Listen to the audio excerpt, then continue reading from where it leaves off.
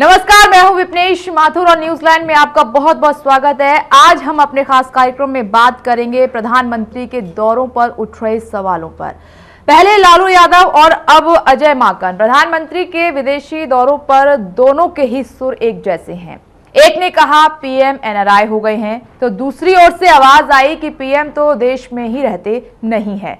तो ऐसे में क्या ये सवाल उठना लाजमी है कि पीएम मोदी एनआरआई हो गए हैं?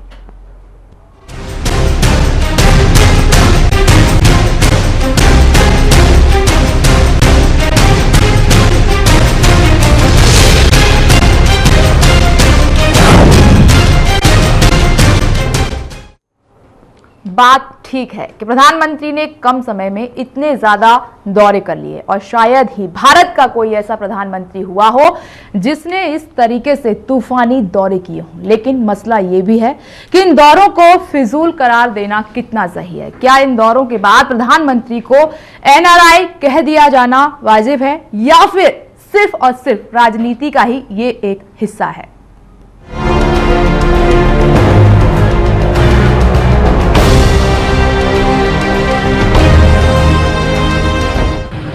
अब ये देश के प्रधानमंत्री नहीं रही, एनआरआई हो गए नरेंद्र मोदी। ये बौखलाहट है या सच्चाई?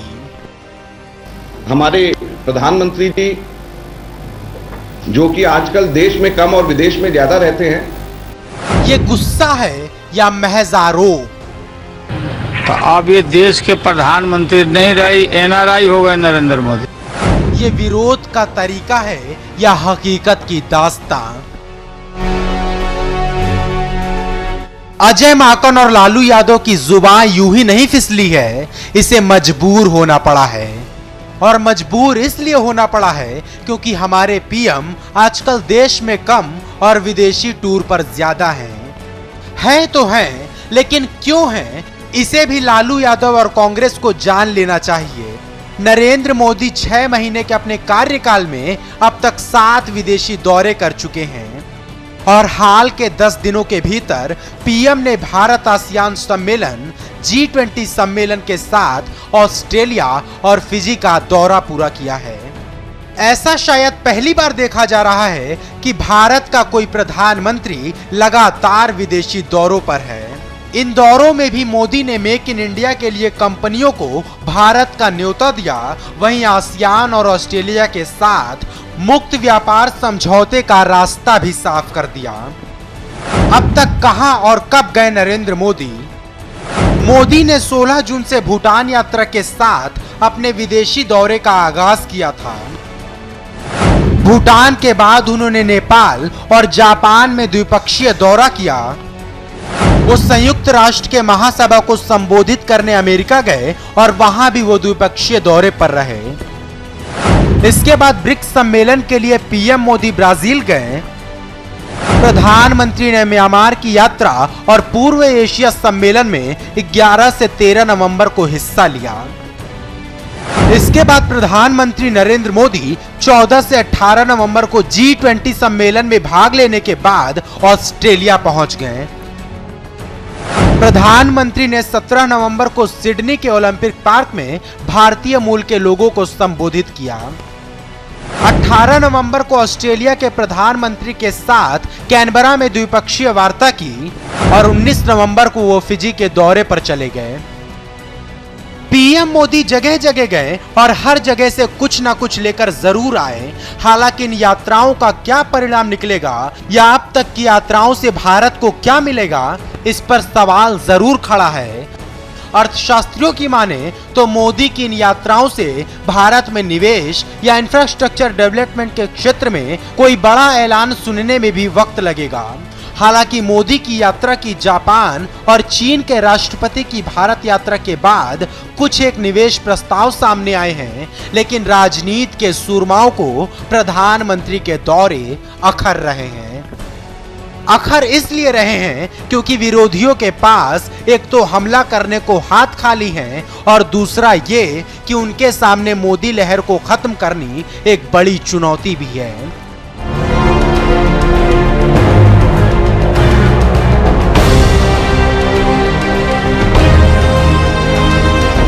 Bureau report, channel 1 news. प्रधानमंत्री बनने के 6 महीने के भीतर 25 दिनों में 7 देशों की यात्राएं प्रधानमंत्री नरेंद्र मोदी अब तक कर चुके हैं और इन विदेशी यात्राओं पर लगातार सवाल उठ रहे हैं। विपक्ष लगातार सवाल उठा रहा है कि फिजूल में ये जो विदेश की यात्राएं हो रही हैं, और सवाल ये भी उठ रहा है कि भारत में पीएम कम समय गुजार रहे हैं और विदेशों पर उनका ज्यादा ध्यान लगा हुआ है। फिजूल करार दिया जा रहा है इन यात्राओं को, क्योंकि सवाल ढेर सारे उठ रहे हैं। विपक्षी पार्टियां लगातार प्रधानमंत्री नरेंद्र मोदी को सवालों को घेरे में ले रही हैं। सवाल ढेर सारे बरकरार हैं। विपक्षी जिस तरीके से सवाल खड़े कर रहे हैं और प्रधानमंत्री नरेंद्र मोदी का जिस तरीके से स्वागत विदेश में हो रहा है और काफी जोश, काफी उत्साह वहां के लोगों में दिखाई दिया, और ठीक उसी तरीके से जितने जोरदार ढंग से पीएम का स्वागत किया गया विदेशों में, और वहां पर प्रधानमंत्री नरेंद्र मोदी ने भी अपनी ओर से कोई कोर कसर नहीं छोड़ी। अब चर्चा करेंगे कि वाकई में विपक्ष जो सवाल उठा रहा है उनमें कितनी सच्चाई है, या फिर देश के हित में ये दौरे कितने कामयाब रहेंगे। हमारे साथ स्टूडियो में खास पैनल मौजूद है चर्चा करने के लिए। हमारे साथ बीजेपी के नेता वासिंग सिंह राणा मौजूद हैं, कांग्रेस के नेता हरनाल सिंह हमारे साथ मौजूद हैं, वरिष्ठ पत्रकार प्रदीप माथुर जी हमारे साथ मौजूद हैं, और साथ ही वरिष्ठ पत्रकार सुजीत ठाकुर हमारे साथ मौजूद हैं चर्चा करने के लिए। आप सभी का बहुत बहुत स्वागत है इस खास चर्चा में। सबसे पहला सवाल मेरा वासिंग सिंह राणा जी आपसे है कि जो सवाल विपक्ष उठा रहा है, कोई एनआरआई कह रहा है और कोई फिजूल में ये विदेशी दौरों को करार दे रहा है, तमाम तरह के सवाल उठ रहे हैं कि अब तक इतने दौरे किए हैं, आखिर हासिल क्या किया है? आपने देखा होगा सवाल कौन उठा रहे हैं। कुछ चंद नेता कांग्रेस से हैं, आरजेडी के लालू प्रसाद यादव उठा रहे हैं।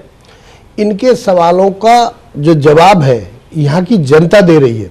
आपने देखा होगा मोदी चाहे तो अमेरिका गए हों, चाहे नेपाल गए हो, चाहे भूटान गए हो, चाहे ऑस्ट्रेलिया गए हो, वहां जो रह रहे लोग हैं भारतीय, उनमें कितना जुनून और जोश है जो देश के प्रति आज तक किसी प्राइम मिनिस्टर ने ऐसी भावना जगाने का काम नहीं किया जो मोदी जी ने।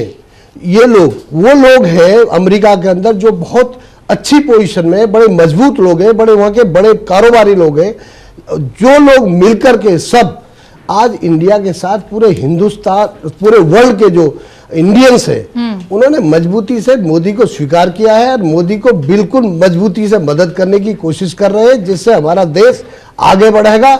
उनके सहयोग से, वो भी हमारे लोग हैं, हमारे देश के लोग हैं। सबसे बड़ी बात यह है।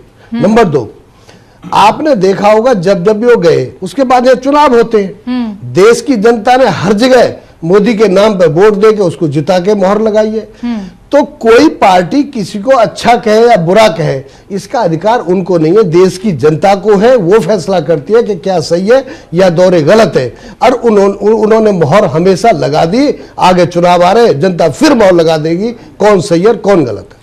चलिए, बहुत ज्यादा विश्वास है कि जनता फिर एक बार मोहर लगाएगी जिस तरीके से राज्यों में चुनाव होने जा रहे हैं। कांग्रेस के नेता भी हमारे साथ मौजूद हैं, विपक्ष लगातार सवाल उठा रहा है। हरनाल जी, आखिर क्यों इतने सारे सवाल? देखिए, मैं अपने बीजेपी के मित्र राणा जी से बताना चाहूँगा कि जिस तरीके के सवालात अगर ये उठ रहे हैं तो एक जमहूरियत में देश की जनता को, देश की विपक्षी पार्टियों को और सब लोगों को एक अधिकार है इस देश के संविधान ने दिया है कि वो हमारे देश के चुने हुए नुमाइंदों के बारे में कुछ बात रख सकें। जहाँ तक हमारे प्रधानमंत्री जी के बारे में सवालात करे जा रहे हैं, जिस तरीके से बात है, तो अब तो ऐसा लगने लगा है कि जैसे जब जब मीडिया के माध्यम से ये लोग देख रहे हैं कि देश में मोदी जी शायद कम रह रहे हैं और विदेशों के दौरे उनके बनते जा रहे हैं, और जहां वो जा रहे हैं कहीं ना कहीं किसी न किसी रूप से ये एक तरीके से इवेंट मैनेजमेंट कंपनी की तरह काम कराया जा रहा है। इसको एक इस तरीके का दर्शाया और दिखाया जा रहा है जैसे कि पहले कभी कोई देश के प्रधानमंत्री विदेशों में शायद नहीं गए हैं, और इसको इस तरीके से बाजारीकरण इसका करा जा रहा है। मैं समझता हूं कि जिससे एक हर जगह बीजेपी की टी शर्ट लेके पहन के खड़े हैं, कोई मोदी मोदी नारे लगाए जा रहे हैं, भारतीय जनता पार्टी के कार्यकर्ता वहां पर पहुंचाए जा रहे हैं, कोई लोग झंडे लेके पहुंचे हुए हैं ऑस्ट्रेलिया में या और देशों में। तो ये एक तरीके से व्यवसायीकरण और एक बाजारीकरण और एक इवेंट मैनेजमेंट कंपनी हायर करके इस तरीके से प्रोजेक्शन की जा रही है, जो कि एक बहुत ही निचले स्तर पर एक तरीके से काम किया जा रहा है। देश के पहले भी बहुत सारे भूतपूर्व प्रधानमंत्री विदेश दौरों पर गए हैं और बहुत सारी वहां से ऐसे हमने सामाजिक और राजनीतिक और आर्थिक समझौते किए हैं। ये कोई एक नई अनोखी बात नहीं है कि मोदी जी वहां पर जाकर कर रहे हैं, बल्कि इसके उलट अगर कहा जाए, अमेरिका में जब मोदी जी गए उसके जाने के बाद यहां पर कैंसर की और ऐसी बहुत सारी दवाइयों की कंपनियों से उन्होंने वहां मुलाकात की, उन्होंने इनका डिनर किया, उन लोगों ने, उन कंपनियों ने, मल्टीनेशनल कंपनीज ने इनके लिए प्रोग्राम्स किए, इनके लिए पैसे अरेंज किए, ताकि आने के बाद इन्होंने यहां पर वो दवाइयां महंगी करी, जिसका कि इन्होंने डायरेक्ट उनको बाजारीकरण किया, व्यवसायीकरण किया, उनको फायदा पहुंचाया। जी प्रदीप माथुर जी, क्या वाकई में प्रधानमंत्री नरेंद्र मोदी एनआरआई हो गए हैं? क्या ये जो विदेशी दौरे किए जा रहे हैं, तमाम तरह की डील भी जो समझौते हुए हैं, क्या इनका कोई फायदा नहीं है, मात्र ये फिजूल खर्ची है क्या? नहीं, देखिए ऐसा है कि मैं इस बात को नहीं मानता, मैं कोई ना मोदी भक्त हूँ ना मैं मोदी लहर से प्रभावित हूँ, लेकिन मुझे लगता है कि प्रधानमंत्री के जो विदेशी दौरे हैं वो आवश्यक हैं। और दूसरा मुझे लगता है कि प्रधानमंत्री जिन विदेशी दौरों पे गए, हम किस में गए इसको भी हमें समझना चाहिए। जैसे ब्रिक्स का दौरा था जिसके लिए वो ब्राजील गए, वो बहुत ही महत्वपूर्ण चीज है, क्योंकि हम लोग जो है वर्ल्ड बैंक से लोन लेते हैं, उसके एक पैरेलल हम लोग एक संस्था खड़ी कर रहे हैं। तो ब्रिक्स का जो मीटिंग थी बहुत इंपॉर्टेंट थी। इसी तरह मैं समझता हूँ एशियान की मीटिंग जो है बहुत इंपॉर्टेंट थी जो उन्होंने करी है। मैं ये भी मानता हूँ कि जो म्यांमार का उनका दौरा है बहुत इंपॉर्टेंट है, क्योंकि म्यांमार में बहुत बड़ा गैस का और खनिज का वो है, और चाइना ने हमसे पहले वहां पर वो कर रखी है, अपनी पहल बना रखी है, तो हमको म्यांमार से दोस्ती रखनी चाहिए, सब है। इसी तरह से ऑस्ट्रेलिया में जो G20 सम्मेलन है वो भी अंतर्राष्ट्रीय, उससे हमारी अर्थव्यवस्था के लिए बहुत इंपॉर्टेंट है। अगर ये कहा जाए कि उन्होंने ऐसे दौरे किए जिनकी का कोई बहुत महत्व नहीं था, तो मैं समझूंगा कि नेपाल के दौरे में शायद कोई बहुत ना आर्थिक राजनीतिक महत्व के था, ना भूटान के महत्व था, तो जो छोटे मोटे दौरे थे ये सब है। लेकिन मैं ये भी बताना चाहता हूं कि प्रधानमंत्री जो है वो कोई ना IAS अफसर है ना कोई सरकारी कर्मचारी है। उसका काम ये नहीं कि 10 से 5 तक दफ्तर में बैठे, उसका काम ये भी नहीं है कि वो एक ही जगह बैठा रहे, देश में बैठा रहे। प्रधानमंत्री का काम एक नेतृत्व देना है, और नेतृत्व जो है प्रधानमंत्री कहीं से भी दे सकता है, सब है। तो इसलिए ये कहना कि प्रधानमंत्री अपने काम पे ध्यान नहीं लगा रहे, बाहर जा रहे हैं, ये तो बात बेवकूफी की है। लेकिन साथ साथ ये भी सच है, जो कि जैसे हमारे कांग्रेस के मित्र कह रहे थे कि दौरों के बारे में इतना जो हाइप क्रिएट की जा रही है वो कैसी बड़ी बात नहीं है। भारत जैसे देश का प्रधानमंत्री जब कहीं जाएगा तो मानी बात है विश्व में उसका स्वागत होगा, चाहे कोई भी हो। मनमोहन सिंह को अगर आप देखिए तो इनके मोदी जी के आगे वो बहुत ही ज्यादा एक वैसे क्या करना चाहिए, उनकी पर्सनैलिटी बहुत ढीली थी, इस तरह से कि वो बेचारे बोल ज्यादा नहीं पाते थे, उस तरह का वो था, सब है। उनकी ऊर्जा इतनी नहीं थी जितनी ये है, लेकिन जहां वो जाते थे उनका भी स्वागत होता था।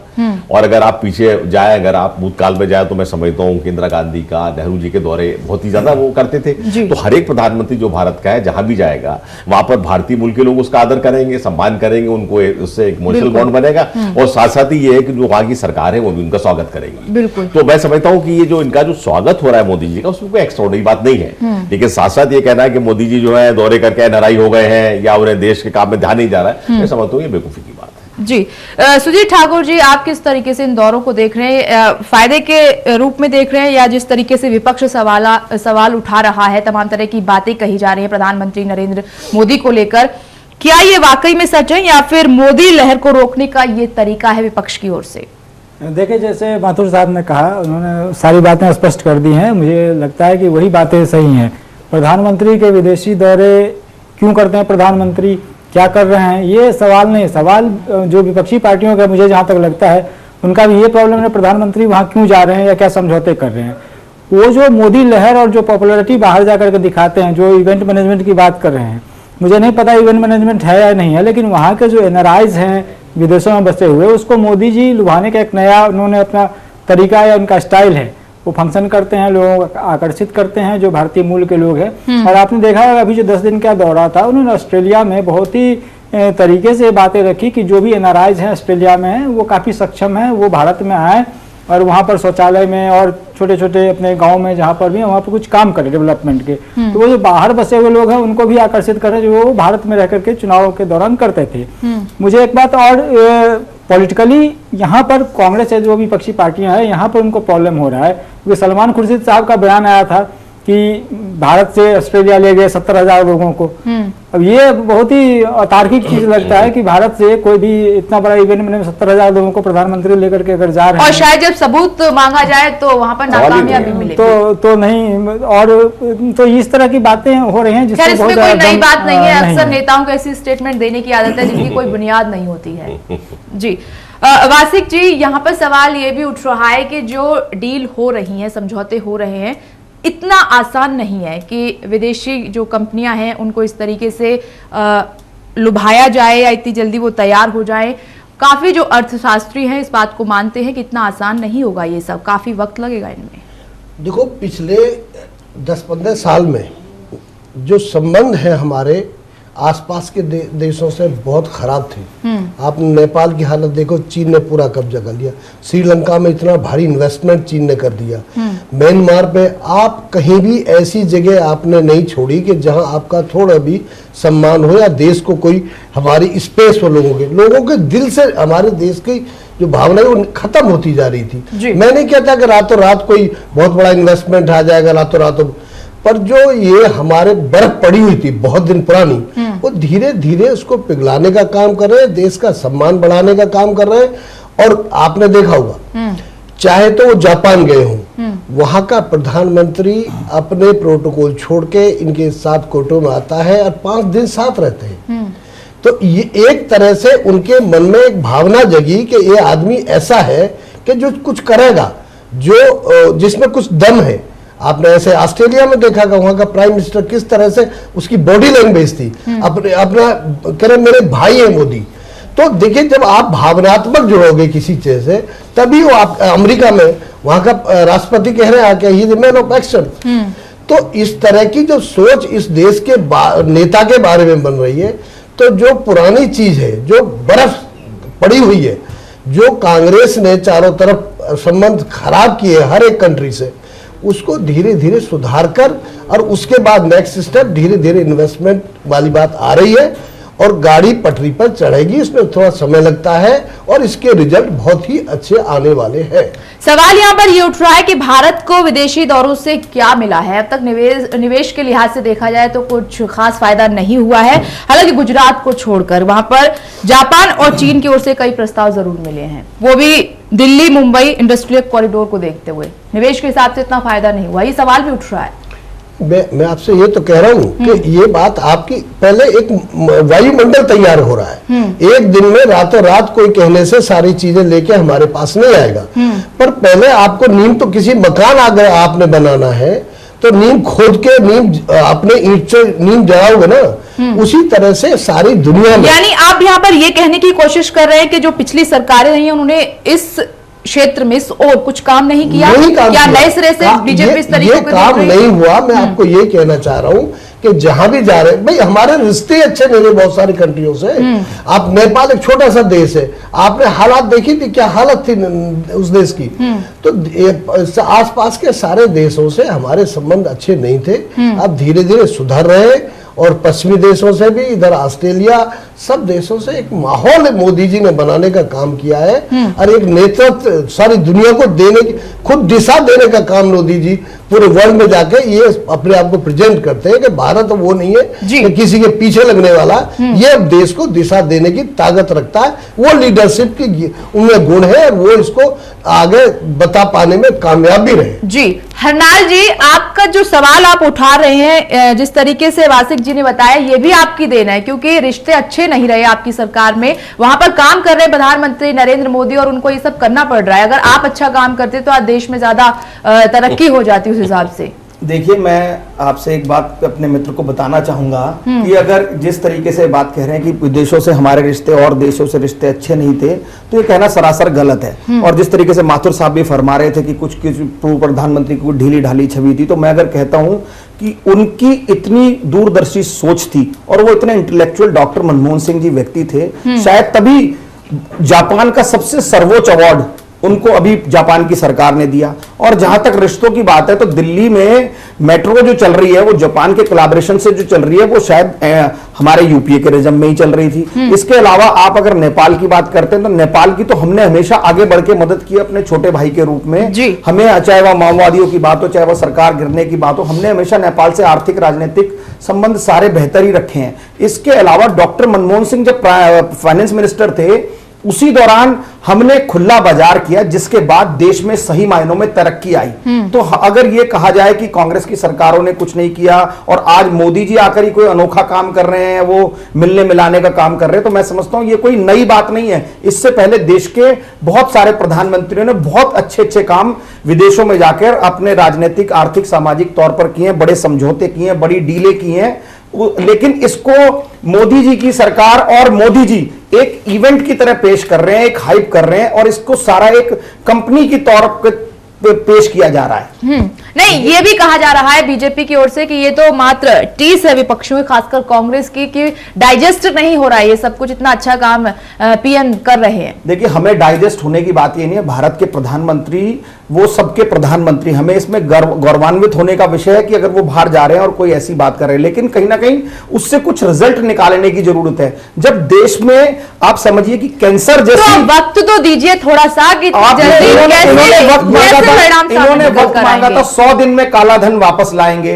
इनके जो प्रवक्ता, इनडायरेक्ट प्रवक्ता है बाबा रामदेव जी, वो जगह जगह जाके प्रचार कर रहे थे 100 दिन में भ्रष्टाचार खत्म कर देंगे, काला धन लाएंगे, महंगाई खत्म कर देंगे। इनको कितना वक्त चाहिए? मोदी जी ने उस वक्त जब समय मांगा था तो वो तो ऐसे कह रहे थे जैसे उनके पास कोई जादू। हरनाल जी, वही सरकार का कहना है कि यूपीए सरकार में इतना ज्यादा भ्रष्टाचार हो गया कि इतनी जल्दी तो खत्म होने वाला नहीं है। ऐसा है मैडम, भ्रष्टाचार अगर सही मायनों में कहा जाए तो भ्रष्टाचार इस पूरे एक सिस्टम में है, और सिस्टम में आज ऐसा नहीं है कि मोदी जी के पास 150 दिन अभी काम इन्हें करते हो गए। कौन सा एक इसका कोई मैकेनिज्म इनके पास है कि इजाद कर दिया है कि वो रातों रात आकर कोई भ्रष्टाचार, सिस्टम में भ्रष्टाचार है, मगर आपने दूर करने की कोशिश नहीं हमने की, उसका फायदा और उठाया। हमने खूब भरपूर कोशिश की, तभी आप इस स्थिति में बैठे हुए। ठीक है, सवाल आपसे करेंगे, हमारे राजनीतिक संपादक मनोज वर्मा जी भी हमारे साथ जुड़ गए। आपका भी स्वागत है। मनोज जी, पीएम के विदेशी दौरों को लेकर सवाल उठ रहे हैं विपक्ष की ओर से। कोई एनआरआई कह रहा है, कोई फिजूल खर्ची बता रहा है, कोई कह रहा है कि विदेश के ही हो गए हैं पीएम साहब। आखिर आप किस तरीके से देख रहे हैं इन दौरों को?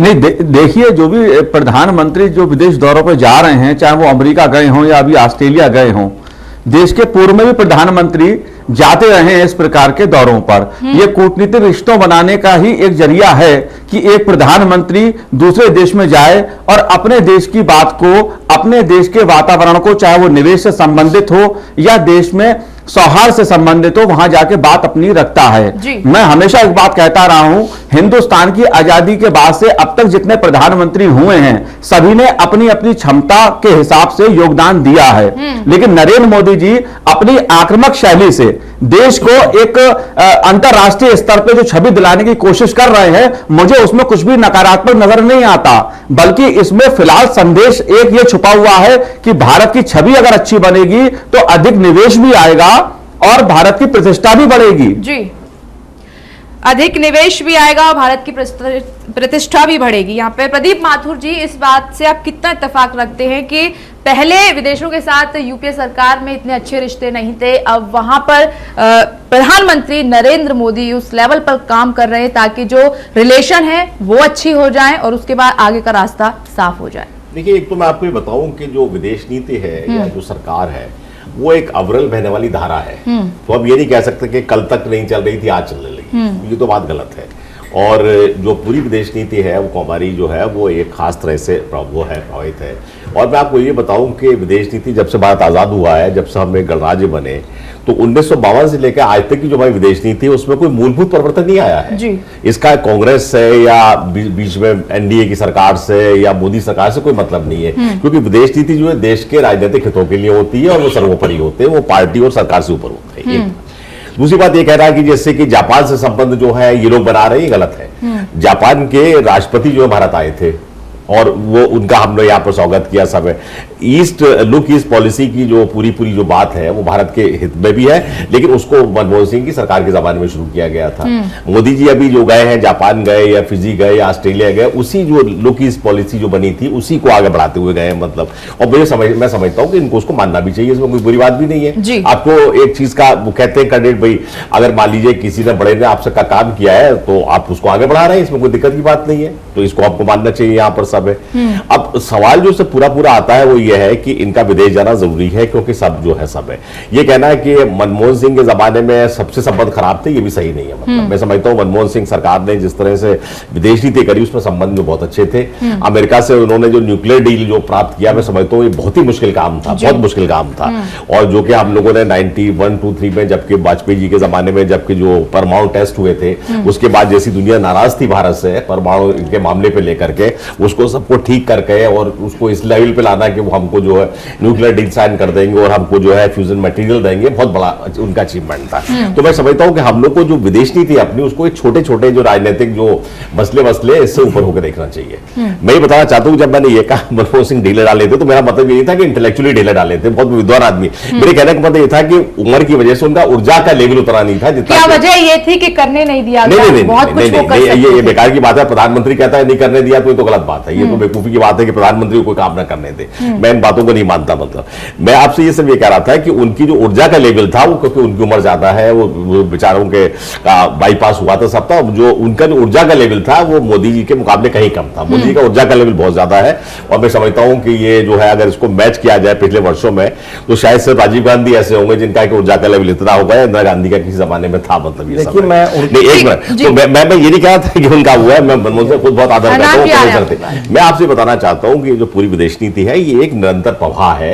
अब इसमें जैसे कि मान लीजिए कहीं पानी बह रहा है तो बीच में जैसे मान लीजिए इसको हम लोग अंग्रेजी में कहते हैं कैटलिस्ट है, कहीं पर एक बड़ा पत्थर आ गया तो पानी का बहुत तेज होने लगा है, इस तरह की बात है। तो विदेश नीति में इस तरह की तमाम चीजें हो रही हैं, एक बात। दूसरी बात, जहां तक देखिए, जहां तक निवेश का सवाल मैं आपको बताऊं, निवेश जो भी कोई व्यापारी करता है वो इसलिए नहीं करता है कि वो ये मोदी से प्रभावित हो गया है, मनमोहन सिंह से प्रभावित हो गया है, मुझसे प्रभावित हो गया, वो सब उसका सारा आर्थिक आधार देख के करता है। मतलब किस तरह का आप टैक्स कंसेशन दे रहे हैं, क्या कर रहे हैं, कितना उसका सामान बिकेगा, कहां जाएगा, ये सब करता है। व्यापारी को, हमारे नेताजी तो खुद व्यापारी है, उनको सबको पता होता है कि उसका आर्थिक साधन कैसे हो रहा है, इसको समझिए। मतलब अब सवाल ये, उसके लिए हमको जो पूरा व्यापार की जो शर्तें हैं उनको ठीक करना चाहिए। जो सच बात है वो ये है कि अभी भी जैसी अपेक्षा थी, इस मोदी जी की सरकार ने अभी तक वो इकोनॉमिक रिफॉर्म्स नहीं किए। आप सुबह शाम अखबार में पढ़ती है इकोनॉमिक रिफॉर्म्स की जरूरत है, तो मैं समझता हूं इसकी जरूरत है। जहां तक मैं एक और आपको पॉइंट बता दूं, जहां तक निवेश की बात है, देखिए निवेश की जब चर्चा होती है तो बहुत जबरदस्त होती है। जैसे हमने कहा कि अमेरिका से भारत को $100 बिलियन का जो है व्यापार जो है, और नॉट व्यापार, एग्रीमेंट्स वगैरह होंगे। लेकिन जब वास्तव में बात हुई तो पता लगा कि पूरा जो है उस ब्लूप्रिंट में से 40 बिलियन के जो हो रहे हैं, और शायद मेरे ख्याल से जो प्रैक्टिकल जब तक होगा तो 4-5 बिलियन के होंगे। जी बिल्कुल, आपने व्यापार की शर्तों की बात की, उस पर प्रधानमंत्री नरेंद्र मोदी खुद कह चुके हैं कि इन पर काम करने की आवश्यकता है। चर्चा हमारी जारी है, हमें रुक रहे एक छोटे से ब्रेक के लिए, फौरन लौटते हैं, आप बने रहिए हमारे साथ।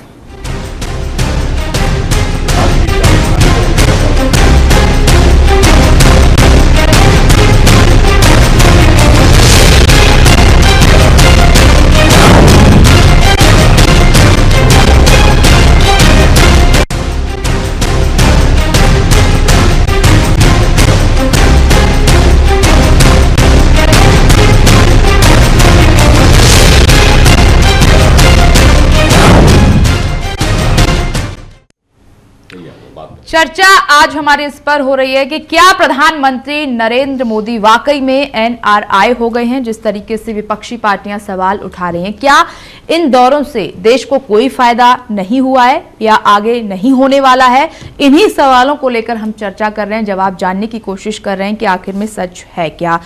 सुजीत जी, जो वाकई में समस्याओं का एक पहाड़ जो खड़ा हुआ है, यूपीए सरकार की देन है, या फिर जो रिश्तों की बात आई कि पहले विदेशों के साथ रिश्ते ठीक नहीं थे, उन पर काम किया जा रहा है, वहां पर प्रधानमंत्री नरेंद्र मोदी फोकस कर रहे हैं ताकि इन्वेस्टमेंट इंडिया में बढ़ सके, ताकि हमारे जो भारत के युवा हैं, बेरोजगार हैं, उनको फायदा मिले। क्या पहले की तस्वीर और अब की तस्वीर में आपको कितना अंतर नजर आ रहा है? नहीं, इसमें बहुत ज़्यादा अंतर स्पष्ट रूप से सामने में है। सबसे पहले जो बात हो रही थी कि बाकी प्रधानमंत्रियों के समय में रिश्ते खराब थे, खराब बहुत ज़्यादा नहीं थे, लेकिन वो सही पटरी पर नहीं जा रहा था, ऐसा लोगों को प्रतीत हो रहा था। उदाहरण के लिए यूपीए 1 के समय में न्यूक्लियर डील किया गया, ये यूपीए 1 सरकार की बहुत बड़ी उपलब्धि थी, बहुत ही बड़ी उपलब्धि थी। लेकिन जब उसको इम्प्लीमेंट करने का समय आया यूपीए 2 के समय में, न्यूक्लियर लायबिलिटी बिल के जरिए वो उन्हीं घेरों में भारत को घेरने की कोशिश की अमेरिका ने, जिसकी वजह से वहां से जो सप्लायर्स थे, अगर कोई हादसा होता तो उसका भुगतान भारत सरकार को करना पड़ता, मैंने अपनी जनता की जान भी गवा और उसका भुगतान भी करो। और IAEA में जाकर के ऑस्ट्रेलिया ने वीटो लगा दिया था कि हम यूरेनियम सप्लाई नहीं करेंगे। इस दौरे में नरेंद्र मोदी ने उस चीज को खत्म किया। तो ये वो जो मनमोहन सरकार यूपीए 1 में उन्होंने शुरू किया था, बीच में स्टैग्नेशन आ गया और अमेरिका ने भारत को घेरे में लिया, उसको मनमोहन सिंह के समय में उसको नरेंद्र मोदी ने ऑस्ट्रेलिया में तोड़ा और ऑस्ट्रेलिया तैयार हो गया यूरेनियम सप्लाई करने के लिए।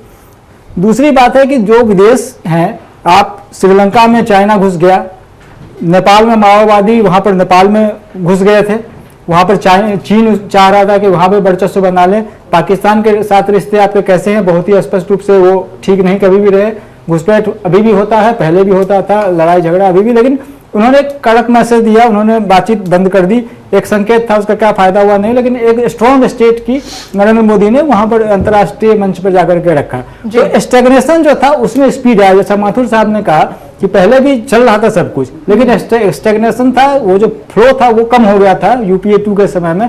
मोदी जी के आने के बाद वो स्मूथ हो गया है। यही हर रहा है विपक्ष को कि अगर भारत की छवि बाहर देशों में स्ट्रांग हो रही है तो आखिर क्यों हो रही है। सवाल यहाँ पर ये भी उठ रहा है, क्या विपक्ष को ये समझ नहीं आ रहा है, क्या दिखाई नहीं दे रहा है, क्या हर मुद्दे पर राजनीति जरूरी है? नहीं, निश्चित रूप से जिस तरह से विपक्षी पार्टी की स्थिति है, उसे कहीं से कोई ऐसा इशू नहीं मिल रहा है, ना करप्शन का भी इशू मिल रहा है, ना चूंकि समय बहुत कम हुआ है इसलिए महंगाई पर भी बहुत कुछ बोलने की स्थिति में नहीं है। तो ये जो इवेंट मैनेजमेंट है, जो जिसको लोग कह रहे हैं इवेंट मैनेजमेंट मोदी कर रहे हैं, कांग्रेस के मुंह से हमने एक भी शब्द नहीं सुना है, क्योंकि कहने की हालत में नहीं है। हाँ, इसीलिए मैं कह रहा हूँ कि अभी मोदी सरकार को 6 महीने ही हुए हैं। अभी वो सब चीज, जैसे अभी डिफेंस डील में क्लियर हुआ, जो पिछले यूपीए 2 सरकार में बहुत ही स्टेगनेंट था, हुआ ही नहीं, कोई भी डील नहीं हुआ। वहां पर भारतीय सेना बार बार इसका रोना रो रही थी।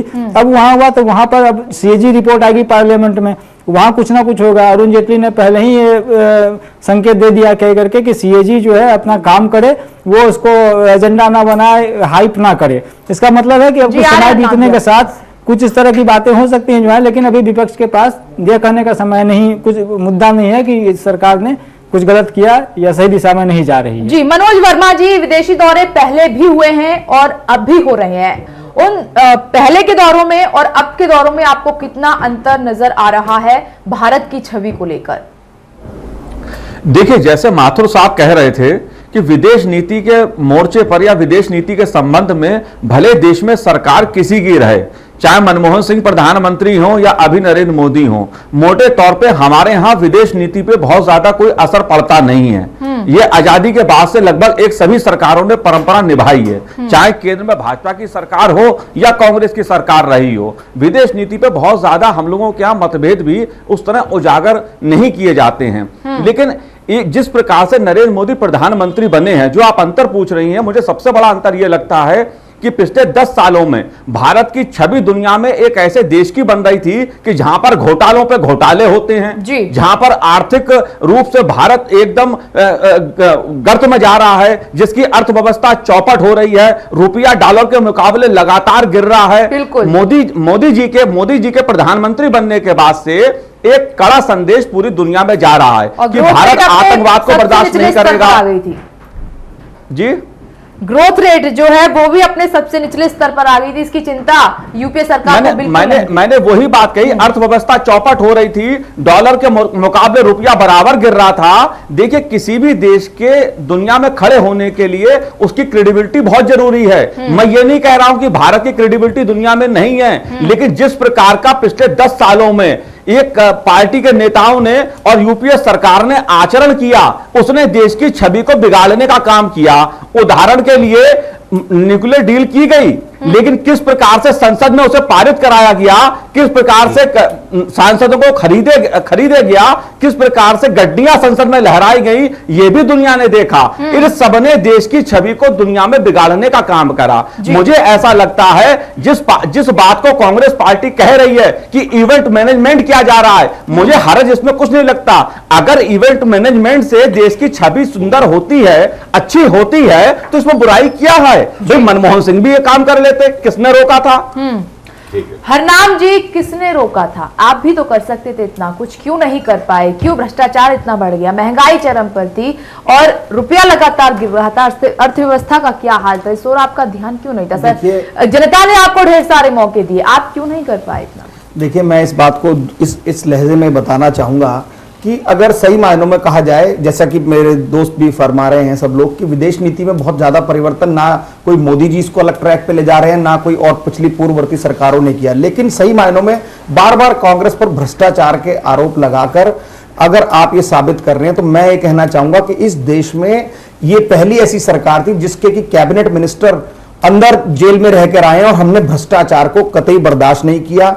इस देश में अगर सूचना का अधिकार लाने का काम किया तो यूपीए की सरकार ने किया, जिससे कि पारदर्शिता लाई जा सके। इसमें चाहे वो कॉमनवेल्थ घोटाले में हमारे खुद के सांसद रहे हो, अगर उनका भी कसूरवार रहे हो या उन पे भी कोई दोष रोपण हुआ हो, तो वो भी जेल की सजा, जेल में रह के आए हैं। मैं इसको इस बात में कहना चाहूंगा, यूपीए की सरकार और कांग्रेस की सरकार ने ना कभी भ्रष्टाचार को टॉलरेट किया, ना करेंगे। हम लोगों ने एक पारदर्शी शासन देने की कोशिश की, इसमें विपक्षी पार्टियों ने, इसमें सो कॉल्ड एक कुछ लोगों ने इस तरीके की हमारी छवि को धूमिल करने की कोशिश की। मैं समझता हूं कि कहीं ना कहीं जनता को कुछ समय बाद समझ में आ जाएगा, खाली एक बहुत अच्छा ओरेशन या भाषण देने से देश की कायाकल्प नहीं होने जा रही, काम करने से देश की कायाकल्प ये कहने की कोशिश कर रहे हैं कि जनता को कोई समझ नहीं है। नहीं, जनता को समझ आएगी, जनता को अब समझ आएगी जब जिस तरीके से उन्होंने भारतीय जनता पार्टी को, मोदी जी को विश्वास मत दिया है। जनता ना समझ बैठी थी, अब समझ में आएगी जनता को। आप यहाँ पर ये कहने की कोशिश कर रहे हैं धूमिल करने में, यूपीए सरकार की छवि धूमिल करने में विपक्ष के साथ साथ उस सरकार की भी अपनी भूमिका रही है। प्रधानमंत्री ने सदन में कहा था, मुझे अच्छी तरह से याद, लोकसभा में, सिंगलू समिति जो भी रिपोर्ट देगा कॉमनवेल्थ के घोटाले के बारे में उसको मानेंगे। उन्होंने रिकमेंडेशन दिया लेकिन उन्होंने रिजेक्ट कर दिया।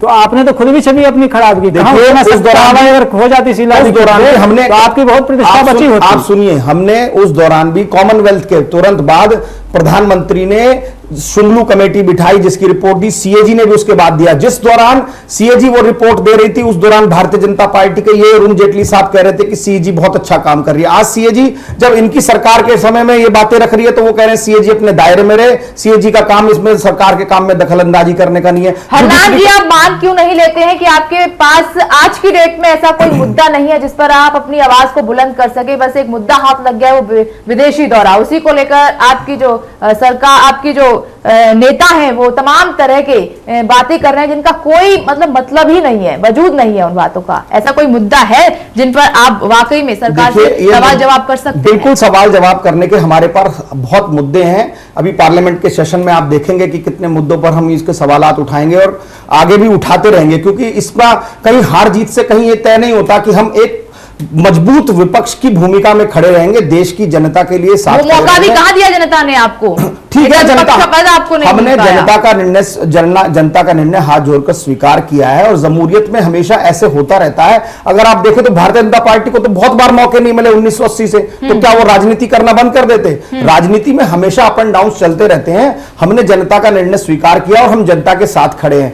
मैं आपको ये बताना चाह रहा हूं कि हम इस मुद्दे को कोई, इसमें हम विपक्ष की भूमिका नहीं बना रहे हैं, लेकिन कहीं ना कहीं अगर आप अमेरिका दौरे पे जाएं तो आप दवाइयों की जो डेली बेसिस की दवाइयां थी उन कंपनियों के साथ, चलिए, इस मुद्दे पर चर्चा हो चुकी है। वासिक जी, यहाँ पर ये तमाम तरह के सवाल भी उठ रहे हैं, लेकिन इस बीच एक सवाल ये भी है कि देश में भी तो ढेर सारी समस्याएं बरकरार हैं, चाहे वो भ्रष्टाचार की हो, महंगाई को लेकर हो, या तमाम तरह के जो घोटाले हुए हैं, काले धन का जैसे मुद्दा है। अभी शीतकालीन सत्र शुरू होने जा रहा है, उस पर विपक्ष की तैयारी है आपको घेरने की, इस पर कि 100 दिन में काला धन जो है वापस लाने की आपने बात कही थी, और इस पर पीएम की जो स्टेटमेंट है वो भी अलग आई थी। पहले उन्होंने कहा कि मुझे पता है कि अगर वापस आ गया काला धन तो इतने इतने पैसे हर नागरिक को मिल सकते हैं। फिर उन्होंने बाहर जाकर ये बोला कि उन्हें भी नहीं पता है कितना है काला धन। तो बातों में इतना परिवर्तन कैसे? मैनिफेस्टो को लेकर आपसे सवाल जवाब हो सकते हैं विपक्ष की ओर से? देखिए, दो बातें हैं। जो पहला सरकार थी यूपीए की, तो हम टीवी पे बात कर लें या आम जनता से बात कर लें या किसी से बात कर लें, देश में बात कर लें, विदेश में बात कर लें, कहीं भी हर आदमी ये मानता था ये बहुत ही भ्रष्ट सरकार है, इसकी ना कोई क्रेडिबिलिटी है। मैं चाइना गया था पिछले दिनों, तो वहां पर पाकिस्तान के बारे में बड़ी सारी चर्चा। देखिए, हम लोगों को इंटरनेशनल लेवल पे अपनी चीजें खुद रखनी पड़ेंगी, कोई तीसरा आदमी नहीं रखेगा आगे। वहां आम आदमी बात तारीफ कर रहा था पाकिस्तान की, इससे मुझे पता लगता है कि वो एंटी इंडिया इसलिए कर रहा होगा। पर हम लोग अपनी ऐसी कुछ नहीं कर पाए कि जाकर लोगों को हम ये समझा पाए कि हम लोग ठीक है। जो यूपीए सरकार में ये सबसे बड़ी कमी थी। और एक ही उनका मेन था कि हर चीज में, कोई भी चीज इनका उठा लो, सब भ्रष्टाचार से भरा हुआ। इनका डिफेंस मिनिस्टर ईमानदार आदमी था, इसमें कोई शक नहीं, पर उसकी हिम्मत नहीं हुई कि कोई सौदा कर दे, क्योंकि उसको डर था। और डिफेंस हर तरह से बर्बाद हो रहा था, हर चीज गोला बारूद खत्म हो रही थी, हमारी डिफेंस में नीचे इतना स्तर आता जा रहा था, फिर भी वो ये हिम्मत नहीं कर पाए, क्योंकि उतना भय हो गया था भ्रष्टाचार का कि नहीं भैया तो कोई ना कोई पैसा इसमें लेगा ही।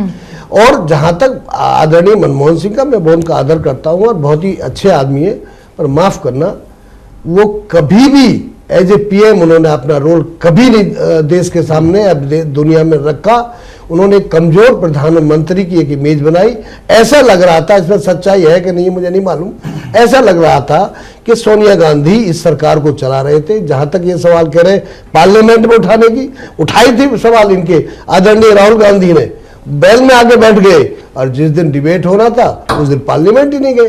तो इस तरह, क्योंकि ये लोग सीरियस है नहीं। हाँ बिल्कुल भाई, बड़ा भारी मुद्दा उठा लिया, लोग बड़े खुश हुए, कांग्रेसी बड़े उछल लगे, पहली बार साहब राहुल जी बैल में चले गए, पर हुआ क्या, जिस दिन डिबेट हुआ, डिस्कशन, उस दिन पार्लियामेंट ही नहीं गए। तो इससे इनकी गंभीरता के बारे में पता लगता है कि ये कितने गंभीर हैं। तो इन लोगों को अगर आप सोचते हो मोदी से कंपेयर करना, मुझे तो नहीं लगता कहीं भी बाजी में। देखिए, डिफेंस की जहां तक आप बात करो, डिफेंस डील अपने जॉर्ज फर्नांडिस साहब की कोई भूला नहीं है। आपके राष्ट्रीय अध्यक्ष बंगारू लक्ष्मण डिफेंस डील करते हुए अपने राष्ट्रीय कार्यालय, ठीक है, अगर ये मुद्दे पर चर्चा होगी तो अभी और भी सवाल हैं वो खड़े हो जाएंगे। मुद्दा हमारा विदेशी दौरों को लेकर हो रहा है, जो आपने सवाल भी खड़े किए हैं।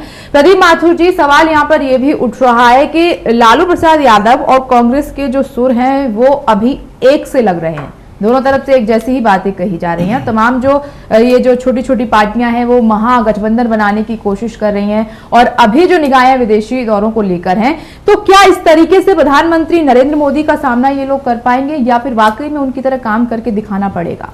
देखिए, ऐसा है कि फ्रांस के जो सम्राट थे, जिनका नाम नेपोलियन बोनापार्ट था और जिनका इतिहास में इतना बड़ा नाम है, तो एक उनके प्रधानमंत्री उनके पास पहुंचे, बोले कि साहब मैं जनरल को अपॉइंट करना चाहता हूँ, ये इसका बहुत अच्छा आदमी है और बहुत बहादुर भी है और अच्छा काम करते हैं। तो नेपोलियन बोनापार्ट ने कहा वो तो सब ठीक है, but is he lucky also, क्या ये भाग्यशाली भी है? तब काबिल तो है, इसके बाद भाग्यशाली भी है क्या? तो खैर अब जो भी उन्होंने जवाब दिया वो सब ऐसा है कि नरेंद्र मोदी साहब जो है वो जितने काबिल है उससे ज्यादा भाग्यशाली है। तो मैं समझता हूँ भाग्य भी उनका साथ दे रहा है। अब जैसे नरेंद्र मोदी के प्रधानमंत्री बनने के बाद जो है दुनिया की इकोनॉमी पे अगर आप ध्यान दें तो उसमें बहुत सुधार आया है। जो तमाम जो है अमेरिका की इकोनॉमी बहुत इंप्रूव हुई, सब है। साथ साथ ये है कि इंटरनेशनल मार्केट में पेट्रोलियम के दाम बहुत गिरे, मतलब उससे जो है देश में जो पेट्रोलियम का जो है आयात बिल जो है कम हुआ है, उसका भी सरकार को लाभ हो रहा है, उससे थोड़ा फायदा हो रहा है। लेकिन पेट्रोलियम के दाम जिस तरह से गिरे उस तरह से मतलब जो है लाभ जो है और लोगों को नहीं मिला। रेल का भाड़ा बढ़ गया लेकिन फिर वो कम नहीं हुआ जबकि पेट्रोलियम के दाम कम हुए, जबकि रेल के किराया ऑलमोस्ट दुगने डेढ़ गुने हो गए, सब है। तो मेरे कहने का मतलब ये एक बड़ा एक उनका मोदी साहब का एक लकी फेस चल रहा है, जहाँ की वो एक उनका एक हाइप भी चल रही है, चुनाव जीत के आए हैं, एक उन्होंने एक पूरा वातावरण बदला है, सब है, और उनसे लोगों को बहुत उम्मीदें हैं, सब इस तरह की बातें हैं। तो मैं समझता हूँ इस वक्त उनकी जो तमाम बातें हैं उनमें जो अब जो विरोधी उन पर अटैक कर रहे हैं वो भी गलत है, और जो उनके सपोर्टर उनको जहाँ डिफेंड कर रहे हैं वो भी अतिशयोक्ति है, बड़ी बात है। दोनों के बीच में बड़ा एक संतुलित हमको दृष्टिकोण लाने की आवश्यकता पड़ती है। मतलब ये प्रधानमंत्री नरेंद्र मोदी एक अच्छे प्लानर माने जाते हैं, तो ये जो विदेशी दौरे हो रहे हैं, क्या आपको उनका ये प्लान समझ में आ रहा है? क्या पीएम पहले जो बाहर के हालात है उनको सुधार कर फिर घर में देखिए बाहर के हालात को सुधारने की कोई बात नहीं है। ये कहना कि बाहर के हालात सुधार रहे हैं, ये सब जो जैसे मैंने आपको बताया कि हमारी जो विदेश नीति है वो बहुत ही जमी हुई है, स्थिर है, उसमें एक फ्लो है और जो उस हिसाब से चलती आ रही है, उसमें कोई परिवर्तन नहीं हुआ। जैसे मैंने अभी आपको पहले कहा कि जो प्रधानमंत्री ने दौरे किए उसमें कुछ दौरे तो बड़े महत्वपूर्ण थे जो कि हर एक प्रधानमंत्री करता। जैसे ब्रिक्स में जाना बहुत महत्वपूर्ण है, जैसे कि एशियन बैंक उसमें जाना बहुत जरूरी है, एशियान में जाना बहुत जरूरी है, जैसे G20 में जाना बहुत जरूरी है। तो मैं ये नहीं कह सकता कि आप प्रधानमंत्री जो है क्या करना चाहिए, वो इस दौरे पे गए तो ये नहीं जाना चाहिए। दूसरी बात है कि प्रधानमंत्री है, वो कोई जरूरी थोड़ी है कि मतलब ये है कि वो हमारे हिसाब से ही चले। अगर उनका मन है कि मान लीजिए वो जाना चाहते हैं काठमांडू और वहां नेपाल के साथ संबंध करना चाहते हैं और साथ साथ मंदिर में पूजा करना चाहते हैं, तो कैन ऑब्जेक्ट टू इट। मतलब कोई प्रधानमंत्री है, कोई किसी का बंधक थोड़ी है वो। तो ये सब जो मैं समझता हूँ उनके दौरे के बारे में जो प्रश्न उठाए जा रहे हैं, ये भी जो है कोई बड़ी अकलमंदी के प्रश्न नहीं है। और जो उनको जो कहा जा रहा है कि उनके दौरों की वजह से सारी दुनिया बदल गई है और हिंदुस्तान का बड़ा भाग्य खुल गया और बहुत बड़ा हो गया, ये भी बात गलत है। मैं समझता हूँ जो प्रधानमंत्री कर रहे हैं वो दौरे जो है बिल्कुल ठीक है, प्रधानमंत्री सब काम कर रहे हैं, सब है। और जहां तक और सब बात है ये है, जैसे मैंने आपको बताया कि जो इसका जो लाभ होगा आर्थिक या निवेश या ये सब जो है या विदेश नीति में होगा, वो बहुत धीरे धीरे लाभ होता है। अगर मान लीजिए कि प्रधानमंत्री के जाने के बाद 1 लाख लोग ऑस्ट्रेलिया में भी जाते हैं, तो उससे मतलब दिल्ली के चुनाव पे कोई फर्क नहीं पड़ता। मतलब हो सकता है आपको थोड़ी बहुत वोटें मिल जाए इससे, लेकिन लोकल पॉलिटिक्स अलग चीज है, इंटरनेशनल इमेज अलग चीज है।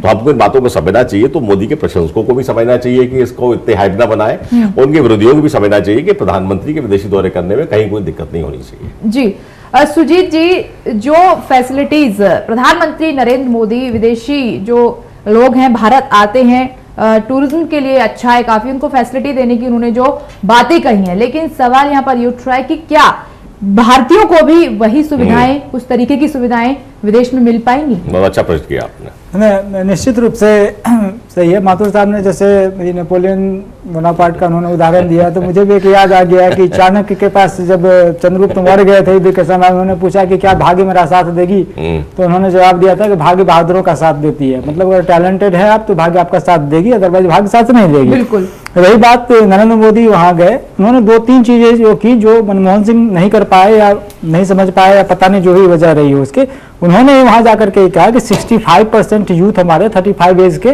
कम के हैं, तो एक मैन फोर्स हमारे पास है, प्लस एक मार्केट है हमारे पास बहुत बड़ा भारत।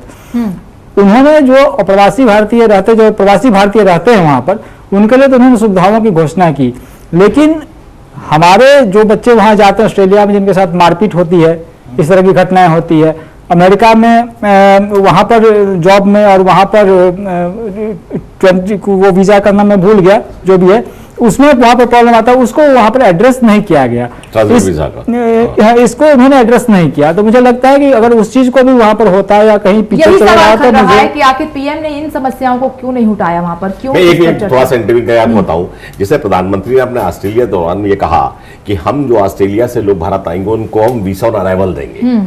ये मैं समझता हूँ ऑस्ट्रेलिया को बहुत बड़ी सुविधा दी गई है। अब अगर मान लीजिए ऑस्ट्रेलिया भारत की उससे इतना ही ज्यादा वो है, तो उनको भी ऐसी कॉरस्पॉन्डिंग हमको देनी चाहिए थी कि भाई अगर आप ऑस्ट्रेलिया जाए तो वीजा आप इस एयरपोर्ट पे ले लीजिए। लेकिन ऑस्ट्रेलिया ने इस दिशा में कोई पहल नहीं करी। मतलब ये सब है हमारी तरफ से पहल है। तो दुनिया में किसी भी देश का दबदबा जब माना जाता है जब उसके नागरिक जो है अधिकांश जगह जाकर उन्हें वीजा ऑन अराइवल मिल जाए। शायद आपको पता होगा कि अमेरिकन जो नागरिक है उनको दुनिया में मैं समझता हूँ करीब 100 देशों में उनकी हैसियत है कि वो एयरपोर्ट पर जाके वीजा ले सकते हैं। शायद हमारे पास 4-5 कंट्री भी ऐसे नहीं है जहाँ हम ले सकते हैं जाके।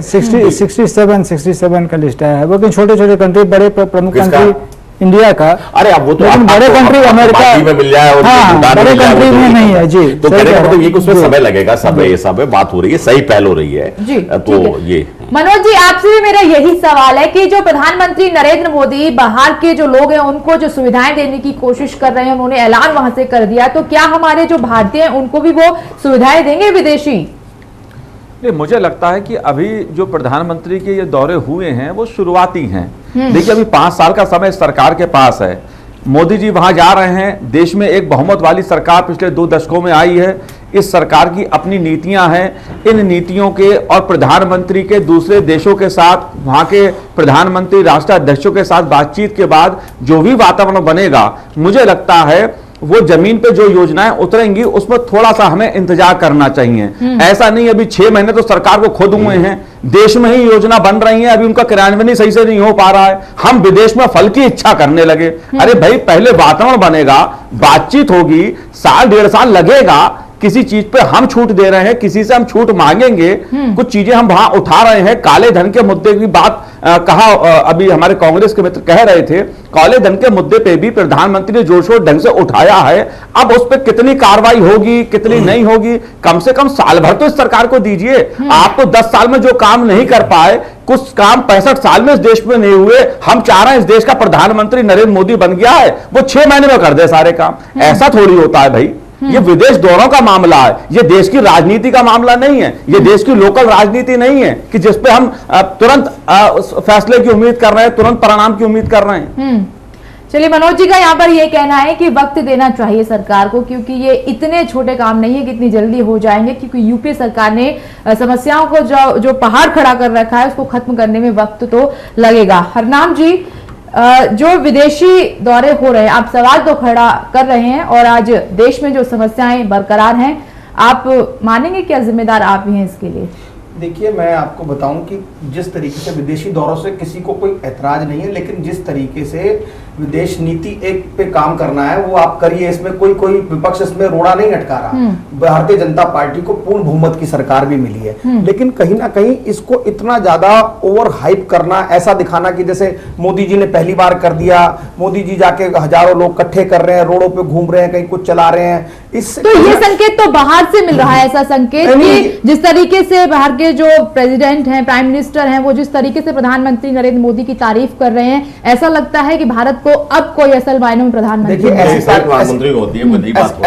ऐसी तारीफ सब प्रधानमंत्रियों की हुई है, चाहे वो इंदिरा गांधी रही हो, चाहे जवाहरलाल नेहरू रहे हो, राजीव गांधी रहे हो, चाहे वो मनमोहन सिंह रहे हो। ऐसा नहीं है कि किसी देश के प्रधानमंत्री या सर्वोच्च वहां के नेता ने उनकी तारीफ नहीं की हो। तो ये इस तरीके से बहुत एक नई चीज नहीं कर रहे हैं जो बता रहे हैं। मेरा सिर्फ ये, हमारा विपक्ष का या हमारा कहना है सिर्फ ये है कि कहीं ना कहीं इन मुद्दों में सही मायनों में वास्तविकता रहनी चाहिए। और अगर सही मायनों में बाहर जाकर अगर मोदी जी इस तरीके का हाइप कर रहे हैं, तो मैं उनसे गुजारिश करूंगा उनकी सरकार से कि प्रवासी भारतीय दिवस जो कि हमारी ही सरकार ने शुरू किया था, तो उन प्रवासी लोगों को कम से कम उनका नैतिक जिम्मेवारी है कि वो अगर आज देश के बाहर जाकर कहीं कुछ अच्छा कर रहे हैं तो वो देश मगर आप अपने कार्यकाल में अगर आर्थिक सुधारों पर जोर देते, आतंकवाद पर बातचीत करते, हल निकालने की कोशिश करते, महंगाई का हल निकालने की कोशिश करते, भ्रष्टाचार जिस तरीके से हुआ उस पर कहीं ना कहीं आप लगाम लगाने की कोशिश करते, तो आज देश की तस्वीर कुछ और होती और इतनी मेहनत शायद बीजेपी को ना करनी हमने भरसक और भरपूर कोशिश की। वो कोशिश किस रूप में निकल कर आई है वो तो उदाहरण आपके सामने, लेकिन हम जनता तक वो बात अपनी सही ढंग से नहीं पहुंचा पाए और उसका खामियाजा हमें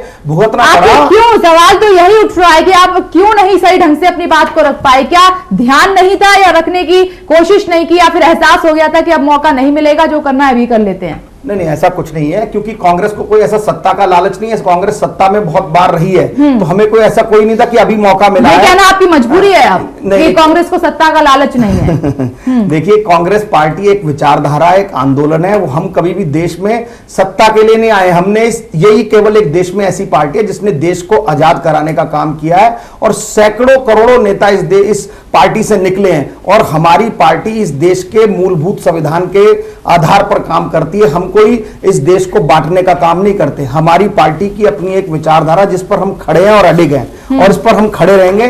सत्ता परिवर्तन आना जाना चलता रहेगा और सत्ता अगर आज इन्हें मिली है तो इन्हें काम करके दिखाना पड़ेगा और उसके लिए जवाबदेही देनी रहेगी इनकी।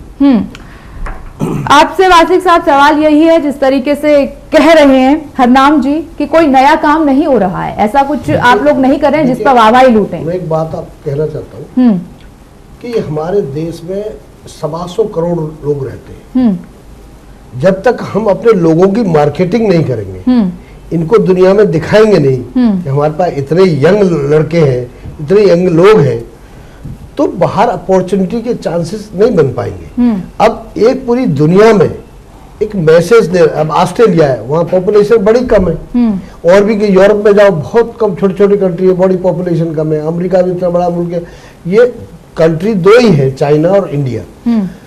जो हमारी सबसे बड़ी ताकत है, जिसको यूपीए सरकार ने हमेशा कमजोरी माना, अपनी पॉपुलेशन, अपने लोग, अपने युवा, वो हमारी आज मोदी ने ये सारी दुनिया के सामने ऐसे पेश की है कि ये हमारी बहुत बड़ी ताकत है।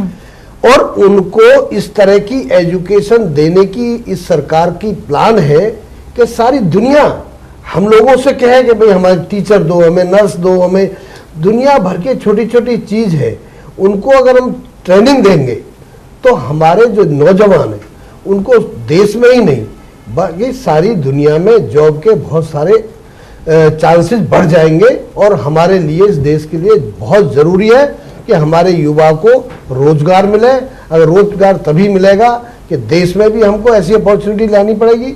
अभी हमारे भाई साहब प्रदीप जी से बात हो रही थी, इस विषय में भी हमारी गवर्नमेंट बड़े गंभीरता से विचार कर रही है कि जो ठीक है, जो आप बात कर रहे हैं वो ठीक है, लेकिन सवाल यहाँ उठ रहा है कि कहने और करने में बहुत अंतर होता है। चाहे वो बुलेट ट्रेन हो या फिर जिस तरीके से इन्वेस्टमेंट की बात हो, रोजगार की बात हो, जिस तरीके से युवाओं को देने की बात चल रही है, फैसिलिटी देने की बात हो, ये ऐसे मुद्दे हैं, इतनी आसानी है इससे पूरे नहीं हो जाएंगे। इनमें वाकई में वक्त लगेगा। इसके लिए कोई सरकार की ठोस प्लानिंग है?